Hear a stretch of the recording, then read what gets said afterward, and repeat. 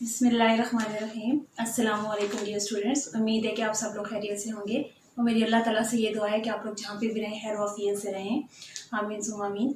आज मैं 6 क्लास के मैथ्स के लेक्चर का आगाज़ करने लगी हूँ क्योंकि इसके लिए मुझे बहुत ज़्यादा रिक्वेस्ट आ रही थी कि काइंडली 6 क्लास के वीडियोस अपलोड कर दें। तो आज अल्लाह के हुक्म से मैं अपना पहला लेक्चर इसकी वीडियो बनाने लगी हूँ। तो आज हम स्टार्ट करते हैं यूनिट नंबर 1 से। मैथ क्लास 6 यूनिट नंबर 1 है जिसका टाइटल है सेट्स। सेट के ऊपर मैं पहले भी 8th क्लास के भी और इसी तरह 9th के भी रिलेटेड मैं सेट्स पे वीडियोस बना चुकी हूँ, लेकिन ये चूँकि 6 क्लास के लिए तो मैं आज इसको 6 क्लास के यूनिट नंबर 1 में सेट का इंट्रोडक्शन डिटेल में दूंगी ताकि बच्चों की इसमें कोई कन्फ्यूजन ना रहे। तो डियर स्टूडेंट्स, आप लोगों ने अपने इर्द गिर्द देखा होगा कि इस यूनिवर्स में, इस दुनिया में, वर्ल्ड में, कि हमारे इर्द गिर्द जो चीज़ें हैं वो कलेक्शन की सूरत में है। ठीक है, कलेक्शन मीन्स कि इकट्ठी हुई हैं। जैसे आप एग्जांपल ले लेते हैं ग्रुप ऑफ पीपल, ठीक है, लोगों का ग्रुप। इसी तरह हम कहते हैं a pile of book, a pile of books, किताबों का ढेर। ठीक है, इसी तरह हम कहते हैं फ्लॉक ऑफ बर्ड्स, परिंदों का खोल। ठीक है, कि परिंदे गोल में उड़ के जा रहे होते हैं।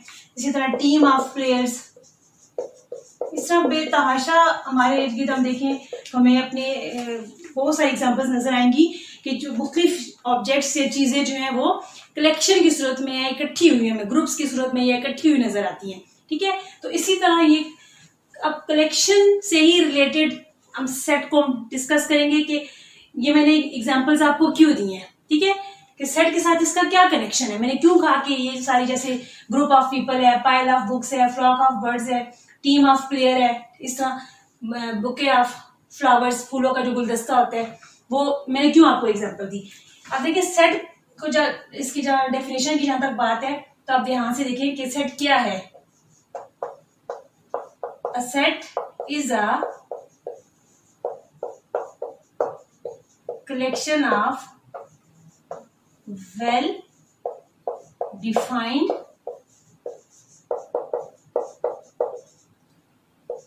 distinct object। ये सेट की डेफिनेशन है। Set is a collection of well defined distinct object. एक तो ये डेफिनेशन आपको बहुत अच्छे तरीके से पता होनी चाहिए। अब इसमें हमारे पास ये एक वेल डिफाइंड और एक डिस्टिंक्ट, ठीक है, ऑब्जेक्ट तो क्या होगी, चीजें। ठीक है, कोई भी जैसे अभी हमने पढ़ा लोगों का ग्रुप भी हो सकता है, बुक्स का, परिंदों का हॉल, टीम ऑफ प्लेयर, इस तरह ऑब्जेक्ट्स में कोई भी आ सकते हैं। ठीक है, अब हमने देखना है कि वेल डिफाइंड से क्या मुराद है। वेल डिफाइंड वो जिसको हम एक्सप्लेन कर सकें।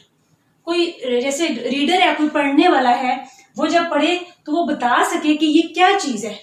जो सेट जिस में डिस्कस किया गया जिस चीज को, वो बता सके, एक्सप्लेन कर सके कि ये क्या है, वजाहत कर सके, क्लियर हो, उसमें कोई शक शुबा ना हो। ठीक है, वेल डिफाइंड तब आ गया। इसी तरह जब डिस्टिंक्ट की बात आ गई तो डिस्टिंक्ट मीन कि उसमें कोई भी ऑब्जेक्ट, एलिमेंट, कोई भी ऑब्जेक्ट रिपीट ना हो रहा हो। ठीक है, कोई भी उसमें ऑब्जेक्ट रिपीट ना हो या सेम ऑब्जेक्ट ना हो। कि जैसे ये आ गया हमारे पास, ये पाइल ऑफ बुक्स। ये अब इसमें देखें बुक्स का एक ढेर है। अब उस बुक्स में हो सकता है कि 2 बुक्स एक जैसी पढ़ी हो, कोई 2 बुक्स एक जैसी पढ़ी हो। ठीक है, तो इसलिए इसमें डिस्टिंक्ट मीन कि कोई भी उसमें ऑब्जेक्ट सेम ना हो, रिपीट ना हो रहे हो, उनका ऑर्डर, उनकी तरतीब कोई भी हो सकती है। अगर मैं 1 2 3 4 5 लिख रही हूँ तो 5 4 3 2 1 भी लिख सकती हूँ। उनकी ऑर्डर, उनकी तरतीब कोई मैटर नहीं करती, उसका कोई इशू नहीं है, लेकिन उसमें रिपीटेशन ना हो, नंबर रिपीट ना हो रहे हो। ठीक है, तो क्या हम कह सकते हैं कि ये जितनी भी कलेक्शन है वो सारी सेट की डेफिनेशन को सेटिस्फाई कर रही है? तो ऐसा नहीं है। हर कलेक्शन को हम ये नहीं कह सकते कि वो सेट है। क्यों? अब ग्रुप ऑफ पीपल, ठीक है, इसमें हम कह सकते हैं ग्रुप ऑफ पीपल, लोगों का एक ग्रुप किसी एक सेंस में बनता है कि ये सेट में आ सकते हैं, लेकिन अब इस ग्रुप में भी डिपेंड करते हो सकता है कि वो एक ही एज के लोगों का ग्रुप हो। ठीक है, एक की क्लास के बच्चों का ग्रुप हो, डिपेंड करता है। ठीक है, तो वो भी मतलब उसमें आ भी सकता है और नहीं भी आ सकता। अब पाइल ऑफ बुक्स की हम बात करें, किताबों का एक ढेर लगा हुआ है, हो सकता है उसमें वो सारी मैथ्स की बुक पढ़ी हो एक ही क्लास की, हो सकता है एक ही क्लास की सारी उर्दू की बुक्स पढ़ी हो सकता है 5-6 उर्दू की हो, 5-6 मतलब सेम बुक्स पढ़ी हो, उसको हम सेट नहीं कहेंगे, ठीक है। अब फ्लॉक ऑफ बर्ड्स, अब परिंदों का होल, इसको भी हम सेट नहीं कहेंगे, इसमें भी एक शक वाली बात आ जाती है। हो सकता है कि वो एक जो होल उड़ता हुआ जा रहा है वो सारी उसमें चिड़िया हो, सारे उसमें पिजन हो, एक ही जैसे परिंदे हो, इसको भी हम सेट नहीं कहेंगे, ठीक है। टीम ऑफ प्लेयर, अब जो खिलाड़ियों की टीम है इसको हम कहेंगे कि ये सेट है, क्योंकि इसमें ज़ाहिर डिफरेंट प्लेयर्स जो होते हैं, खिलाड़ी जो होते हैं उसमें होते हैं, तो ये सेट की डेफिनेशन को सेटिस्फाई करता है। तो मुझे उम्मीद है कि आपको सेट की डेफिनेशन अच्छे तरीके से समझ आ गई होगी। मैं आपको एक एग्जांपल से समझाती हूँ।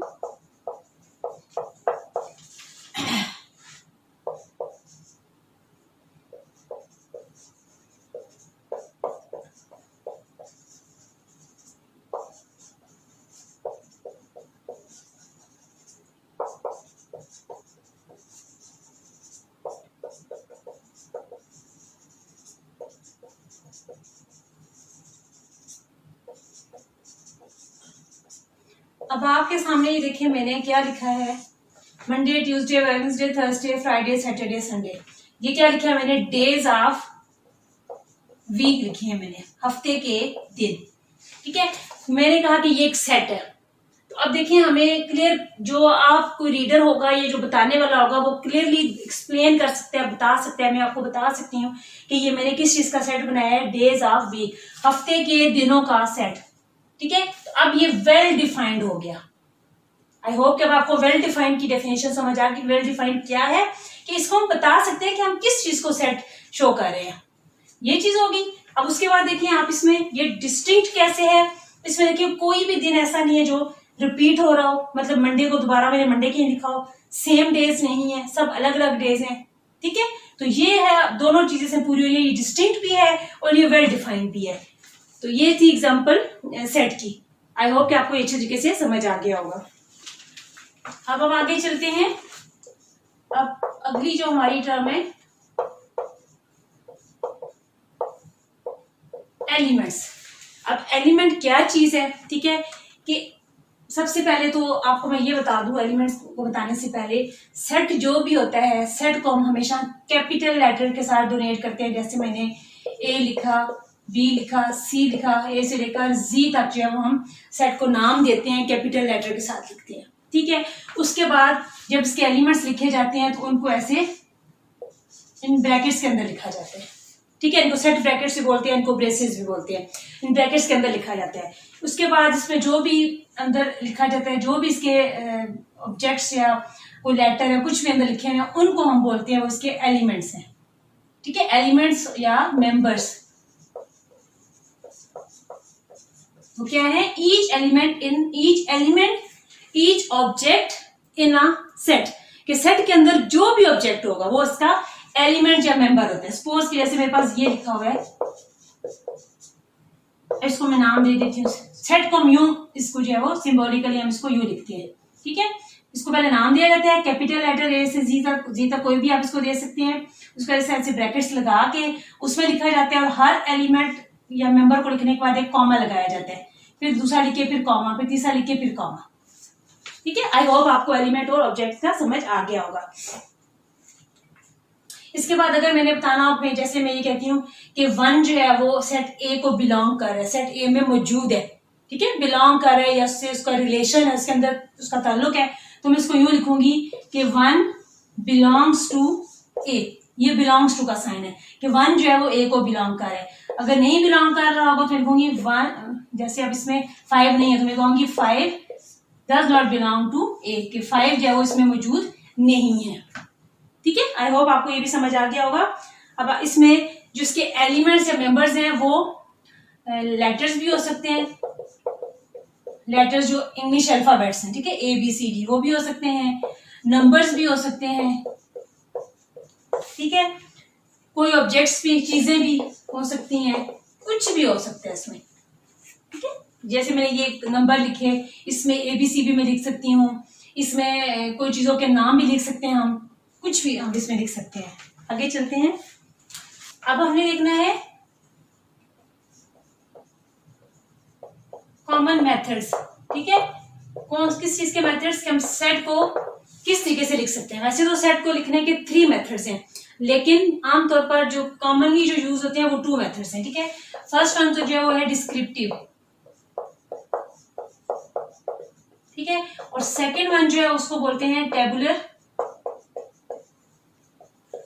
फॉर्म बोलते हैं। लेकिन आपके लेवल पे जो है कि हम उसको यूं कह सकते हैं कि लिस्ट द एलिमेंट्स, ठीक है, लिस्ट द एलिमेंट्स, उनको लिस्ट करना।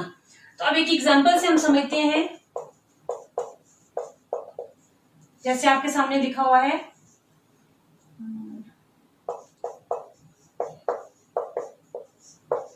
ठीक है, मैंने लिखा 1 3 5 7। अब मैं लिखती हूं, ये ऑड नंबर्स हैं,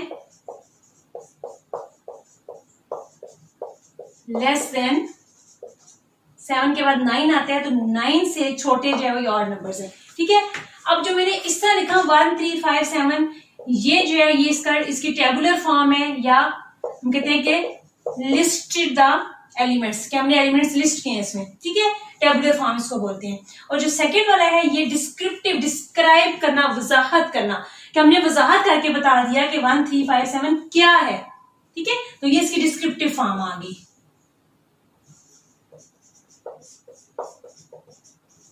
ठीक है। आई होप कि आपको समझ आ गया होगा। ये थे 2 मेथड सेट्स को लिखने के, कि किस तरीके से हम सेट्स को लिख सकते हैं। आगे चलते हैं, नेक्स्ट हमारा टॉपिक है वेन डायग्राम, ठीक है। वेन डायग्राम क्या है? एक ज्योमेट्रिकल रिप्रेजेंटेशन। इसमें जैसे ज्योमेट्री में हम डिफरेंट शेप्स बनाते हैं ना, ट्रायंगल की बना ली या स्क्वायर बना ली, डिफरेंट शेप्स जो हम ज्योमेट्री में बनाते हैं, तो ये भी एक ज्योमेट्रिकल फिगर है, एक शेप हम बनाते हैं इसमें, ठीक है। इसमें क्या होता है, ये एक रेक्टेंगल शेप इसमें यूज की जाती है, जिसको यूनिवर्सल सेट बोला जाता है। और उसके अंदर जितने जो भी हमारे सेट हो, ए सेट दिया हो, बी सेट दिया हो, उनको हम सर्कल के साथ ऐसे शो करते हैं, जैसे ये सेट ए है, ठीक है, इसको हम बोलेंगे ये वेन डायग्राम है। वेन डायग्राम को इस रिप्रेजेंट किया जाता है। अभी आगे जाके मैं इसके क्वेश्चंस आपको कराऊंगी, तो आपको ये क्लियर हो जाएगा कि वेन डायग्राम क्या है। उसके बाद हमारे पास है डिफरेंट टाइप्स ऑफ सेट्स है, जैसे मैं कहती हूँ फाइनाइट सेट। फाइनाइट सेट क्या होता है? सपोज जैसे हमारे पास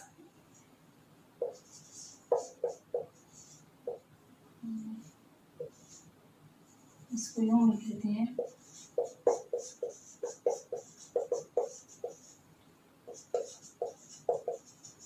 अब देखिए इसमें जो इसके एलिमेंट्स हैं, if all elements of a set are listed. अब देखिए इसमें जितने भी इसके एलिमेंट्स हैं, एक के बाद दूसरा सेट हम लिस्ट करते जा रहे हैं, लिखते जा रहे हैं, ठीक है। ये भी हम पढ़ते हैं कि इसको ऐसा लिखना, उसको कहते हैं लिस्टेड, कि if all elements in the set are listed one after another, एक के बाद दूसरा लिख रहे हैं, फिर उसके बाद तीसरा लिख रहे हैं, फिर उसके बाद चौथा लिख रहे हैं, और एक टाइम ऐसा आता है कि एक जगह पे आके वो एंड हो जाते हैं, स्टॉप हो जाते हैं, वो खत्म हो जाते हैं, ठीक है। ये लिखने का जो प्रोसेस हम कर रहे हैं, जो लिस्ट कर रहे हैं, एक टाइम पे आके वो यहाँ पे स्टॉप हो जाएगा, खत्म हो जाएगा, ठीक है। तो या आप सिंपल वर्ड्स में हम ये कह सकते हैं कि ऐसा सेट जिसके अंदर जो एलिमेंट्स जो मौजूद हैं, वो एलिमेंट्स एक लिमिटेड नंबर में हो, इतने नंबर में हो जिन्हें हम काउंट कर सकें, जिन्हें हम गिन सकते हैं, ठीक है, तो वो होते हैं फाइनाइट सेट। अब देखिए इनको हम 5 10 15 20 25 इनको हम काउंट कर सकते हैं, 1 से 100 तक होगा तो हम काउंट कर सकते हैं, ठीक है। लेकिन अगर आप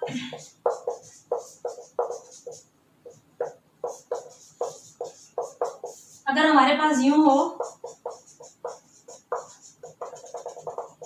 ऐसे सेट लिखा हो, तो इसका मतलब है कि इसमें जितने भी एलिमेंट्स हैं, एक के बाद दूसरा एलिमेंट तो हम लिखते जा रहे हैं, ठीक है, लिस्ट होता जा रहा है, लेकिन ये वाला प्रोसेस एंड नहीं कर रहा, कहीं पे खत्म नहीं हो रहा। इन डॉट्स का मतलब ये है कि ये सिलसिला आगे चलता जा रहा है, ये हमारी काउंटिंग है, नेचुरल नंबर्स है 1 से लेकर, ये आगे चलता जा रहा है, हमें नहीं पता कि कहाँ पे जाके खत्म होगा।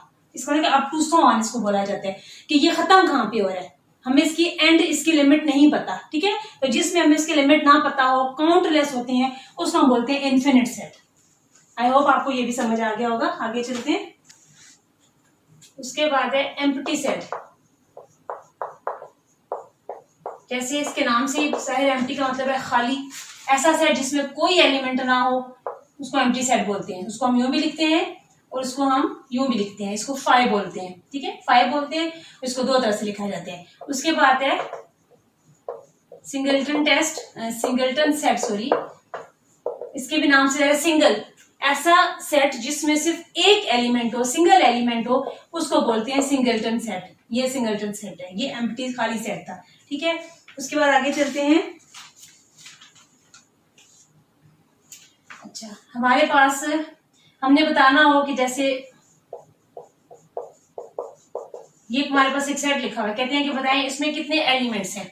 तो जब इसके एलिमेंट्स की तादाद हमने नंबर बताना, तो हम लिखते हैं एन ऑफ ए, के ए के एलिमेंट्स कितने हैं, 1 2 3 4 5, तो हम लिखेंगे नंबर ऑफ ए कितने हैं, 5, ठीक है। तो नंबर ऑफ एलिमेंट्स हम इस तरह बताते हैं। अब उसके बाद है यूनिवर्सल सेट। अब यूनिवर्सल सेट आपके सामने मैंने लिखे हैं, ठीक है। वैसे तो सिंपली अगर हम देखें, यूनिवर्स से लफ्ज निकले। यूनिवर्स किसको बोलते हैं, इस कायनात को, इस पूरी कायनात को, पूरी दुनिया को, ठीक है, जिसमें सब कुछ शामिल है। तो इसको भी इसीलिए यूनिवर्सल का नाम दिया गया कि ये ऐसा सेट है जिसमें तमाम पॉसिबल सेट, जितने भी पॉसिबल सेट बन सकते हैं, जो हमारी जिन क्वेश्चन की, जब आज हम कोई क्वेश्चन या कोई प्रॉब्लम सॉल्व कर रहे हैं, उसमें हमें जितने भी 2-3 सेट्स दिए गए हैं, ठीक है, तो उसके मुताबिक जो भी एलिमेंट्स होंगे वो सारे इसमें मौजूद होते हैं। वैसे तो मैंने बताया ना कि सिंपल वर्ड में इसको ले, तो ये ऐसा सेट है जिसमें सारे सेट्स आ जाते हैं, ठीक है। जितने भी हम जैसे नेचुरल सेट पढ़ा, होल नंबर का सेट, इंटीजर्स का set, even, odd, prime numbers, जितने भी सेट्स हैं वो सारे इसमें एलिमेंट्स इसमें आ जाते हैं। ये डिपेंड करता है कि जो भी हम सोल्यूशन प्रॉब्लम सॉल्व कर रहे हैं, हमें जो सब जरूरत होती है उसके मुताबिक तमाम पॉसिबल सेट्स जो है वो इसमें शामिल होते हैं, ठीक है। इसको यू से जो लिखा जाता है यूनिवर्सल सेट। इसकी जैसे हम एक एग्जांपल ले लेते हैं कि हम कहते हैं कि क्लास 6, ठीक है, 6 क्लास की हम बात करते हैं। और अब इसमें कहते हैं स्टूडेंट्स हु प्ले हॉकी। ये पूरी 6 क्लास की बात कर रहे हैं, तो ये क्या हमारे पास यूनिवर्सल सेट है जिसमें 6 क्लास के सारे बच्चे शामिल हैं। ये हो गया हमारा, जिस वक्त जो भी हम चीज डिस्कस कर रहे होते हैं ना, उसके मुताबिक हमें जो भी जरूरत होती है, रिक्वायरमेंट होती है, वो सारे जो एलिमेंट्स होते हैं वो यूनिवर्सल सेट में मौजूद होते हैं, ठीक है। तो हम अभी 6 क्लास को डिस्कस करें, तो पूरी की पूरी 6 क्लास जो है वो यूनिवर्सल सेट बन गई। अब कहते हैं कि 6 क्लास में से जो बच्चे हु प्ले हॉकी खेलते हैं, वो आपका कौन सा सेट है, ए सेट है। तो इसको आप कहते हैं वेन डायग्राम पे शो करें। तो हम वेन डायग्राम पे इसको कैसे शो करेंगे, सेट ए में हमने क्या पढ़ा, हु प्ले हॉकी, मैं यहां पे लिख दूंगी हु प्ले हॉकी, ठीक है।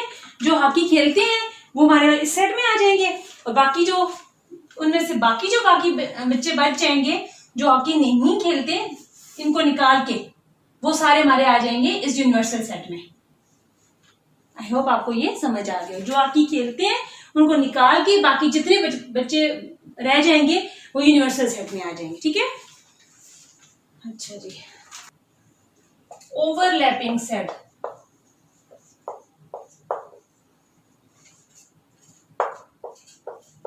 ओवरलैपिंग सेट्स क्या होते हैं, ठीक है, कि इसका मतलब है कि आपके पास सपोज कोई से भी 2 सेट हैं, उन 2 सेट्स में एटलीस्ट मीन कम अज कम एक एलिमेंट सेम हो, कॉमन हो, उनको बोलते हैं ओवरलैपिंग सेट, ठीक है। वो एक दूसरे के सब सेट नहीं होते, लेकिन वो उनमें कम अज कम एक एलिमेंट जरूर एक जैसा होता है, सेम होता है, कॉमन होता है, ठीक है, उनको बोलते हैं ओवरलैपिंग सेट। और जिनमें इसकी देखिए मैं आपको यूं एग्जांपल देती हूं,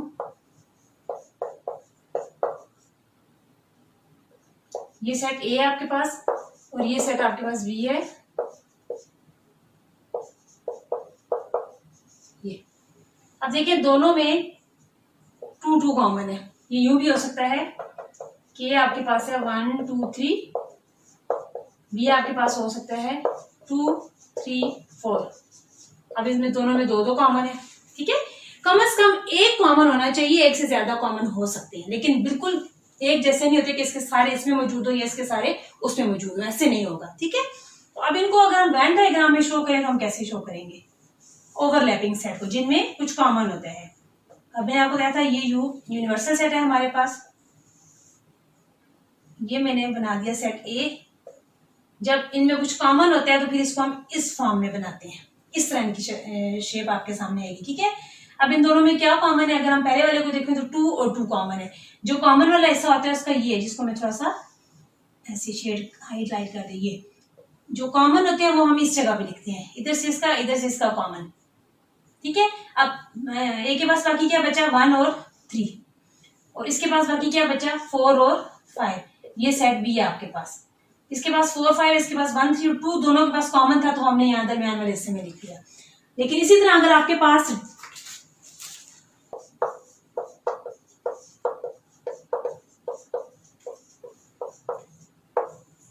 ठीक है, ये कौन से सेट है, इसका ऑपोजिट है ऐसे सेट जिसमें कुछ कॉमन ना हो।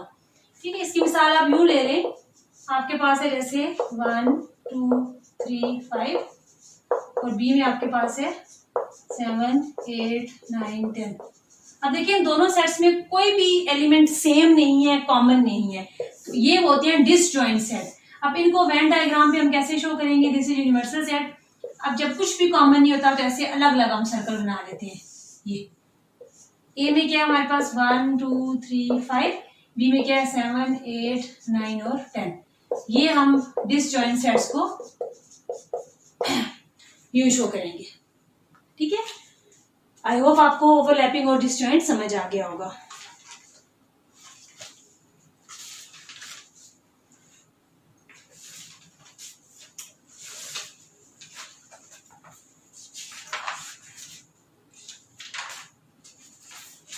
अगर आपको ये विजिबल हो तो देख लें, ये वाली मैथ की बुक है जो नेशनल बुक फाउंडेशन की तरफ से है ये बुक। इसके जो है ना मैं आपके लिए लेक्चर्स जो है इसकी वीडियो बना रही हूँ। तो अब हम चलते हैं, ये था सेट से मुतालिक, मैंने आपको डिटेल में सारा कुछ समझा दिया कि सेट क्या होता है, सेट को लिखने के तरीके क्या होते हैं, सेट को किस तरह लिखा जाता है, डिफरेंट टाइप्स ऑफ सेट्स बता दिया, वेन डायग्राम बता दिया। तो अब हम अपनी एक्सरसाइज की तरफ चलते हैं। एक्सरसाइज 1.1 है, ये तो है टोटल 8 क्वेश्चन है, इसके मैं 2-3 क्वेश्चन आज आपको करवा देती हूँ। एक्सरसाइज 1.1 है हमारी, which of the following collections are sets, कि कौन सी कलेक्शंस हैं उनको हम सेट्स कह सकते हैं या नहीं कह सकते। जैसे आपसे कह रहे हैं ऑल कलर्स इन रेनबो। ठीक है, आई होप कि रेनबो का आप सबको पता होगा कि बारिश के बाद जो आसमान पे कैसे पट्टी सी बन जाती है जिसमें बहुत सारे कलर्स हमें नजर आते हैं। तो कहते हैं कि क्या ये सेट है, तो बिल्कुल ये सेट है, क्योंकि रेनबो में 7 कलर्स होते हैं और सारे डिफरेंट डिफरेंट कलर्स होते हैं, कोई सेम कलर नहीं होती। ठीक है, तो हम कहेंगे कि ये सेट है। फिर कह रहे हैं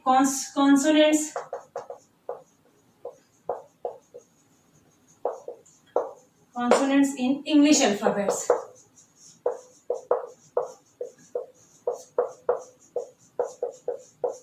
इंग्लिश अल्फाबेट हमारे पास ए से लेकर जी तक होते हैं, उनमें से ए ई आई ओ यू, इन 5 को निकाल दें, ये 5 वावल्स होते हैं, उसके बाद बाकी जितने बचते हैं वो सारे कॉन्सोनेंट्स होते हैं। ठीक है, तो ज़ाहिर है वो भी सारे अलग अलग हैं, तो ये भी हमारे पास सेट बनेगा। ठीक है, इसी तरह मैं आपको ये बताती जाती हूँ। 3 स्टूडेंट्स इन योर क्लास, कि आपकी क्लास के बच्चे, तो जाहिर सी बात है ये सेट बनेगा, क्योंकि आपकी क्लास में अगर 60 स्टूडेंट्स हैं तो हर बच्चा, उसका अपना नाम है, उसकी अपनी एक शनाख्त है, अपनी एक आइडेंटिटी है। ठीक है, तो ये भी सेट बनेगा हमारे पास। फिर है very intelligent employees of a company, कि कोई भी कंपनी की बात करें कि उस कंपनी के बहुत ज्यादा ज़हीन जो मुलाजिम है, एम्प्लॉयज हैं। देखिए, अब हो सकते हैं कि इसमें डिफरेंट कैटेगरी वो आ जाती हैं, कंडीशंस आ जाती हैं। तो हो सकता है कि जिन लोगों को, जैसे क्लास की आपकी मिसाल ले लेते हैं कि आपकी क्लास में से हो सकते हैं जिन बच्चों को मेक होंगे ये बहुत ज्यादा इंटेलिजेंट है, दूसरे सब्जेक्ट टीचर है, साइंस की टीचर है या इंग्लिश की टीचर है, वो कहें कि नहीं ये बच्चे तो पूरे वो वाले बच्चे से इंटेलिजेंट है। ठीक है, तो हर एक का अपना एक पॉइंट ऑफ व्यू होता है ये चीज बताने के लिए कि ये कौन से बच्चे इंटेलिजेंट हैं। तो इसको हम ग्रुप सेट नहीं कह सकते। ठीक है, हो सकता है कि जिन बच्चों को मैंने इंटेलिजेंट कहा हो, दूसरी टीचर ने उन्हीं बच्चों को इंटेलिजेंट कहा हो। या हो सकता है कि वो डिफरेंट उसमें बच्चे आ रहे हों, तो इसमें इसलिए ये इसमें शक आ जाता है, डाउट आ जाता है, इसको हम सेट नहीं कह सकते। आगे है प्राइम नंबर्स लेस देन 100 के 100 से छोटे प्राइम नंबर्स, बिल्कुल ये सेट में आ जाता है। Very hard working students in your class, के आपकी क्लास के बहुत ज्यादा मेहनती बच्चे।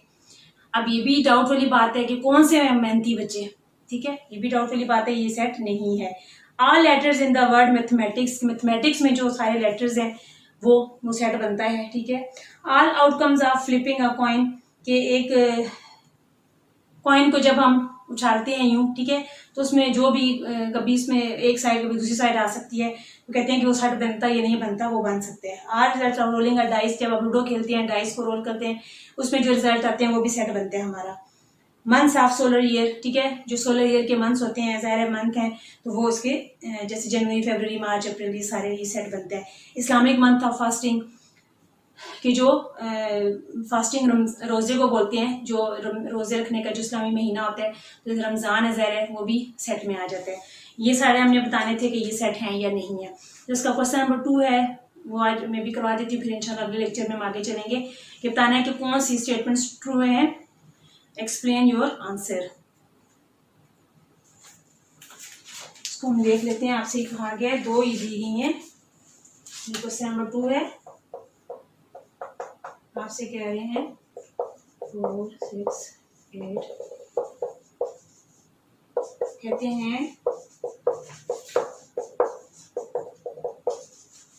कि ये कहते हैं कि 2, 4, 6, 8 से लेकर ये 100 है, 100 तक जो है ये इक्वल है, इक्वल का साइन है।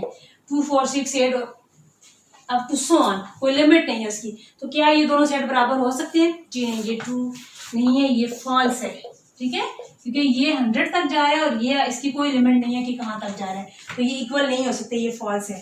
सेकेंड आपसे कह रहे हैं 1, 3, 5 और 7 है।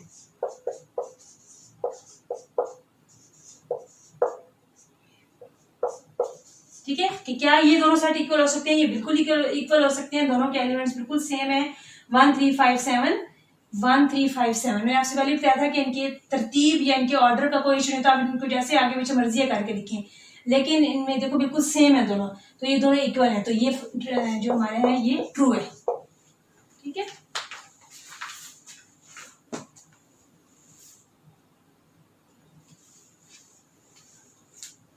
तो स्टूडेंट्स ये थी हमारे यूनिट नंबर 1 सेट्स, जो इसका टाइटल था यूनिट का, उसकी ब्रीफ इंट्रोडक्शन मैंने आपको दिया है सेट्स के बारे में, और एक्सरसाइज 1.1 हमने की, इसके 2 क्वेश्चन मैंने आपको करवाए हैं। इंशाल्लाह बाकी जो क्वेश्चन रह गए हैं वो अपनी अगली वीडियो में आपके साथ में डिस्कस करूंगी।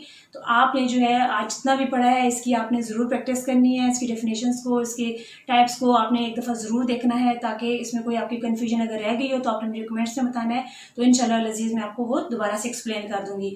तो आपका ये आज मेरे साथ पहला लेक्चर है, तो आपने मेरी वीडियो को देखने के साथ ही मेरे चैनल को ज़रूर सब्सक्राइब करना है, और इसके साथ जो बेल का बटन लगा हुआ है इसको भी ज़रूर प्रेस करना, ताकि मैं जो भी वीडियो अपलोड करूंगी उसका नोटिफिकेशन आपको मिल जाएगा। तो आपने मेरी वीडियोस को लाइक और शेयर भी ज़रूर करना है, जितना ज़्यादा आप शेयर कर सकते हैं आप शेयर करिएगा। तो इंशाल्लाह अपनी अगली वीडियो के साथ दोबारा आपके सामने हाजिर होंगी। अपना बहुत सारा ख्याल रखिएगा और मुझे दुआ में याद रखिएगा। अल्लाह हाफिज़।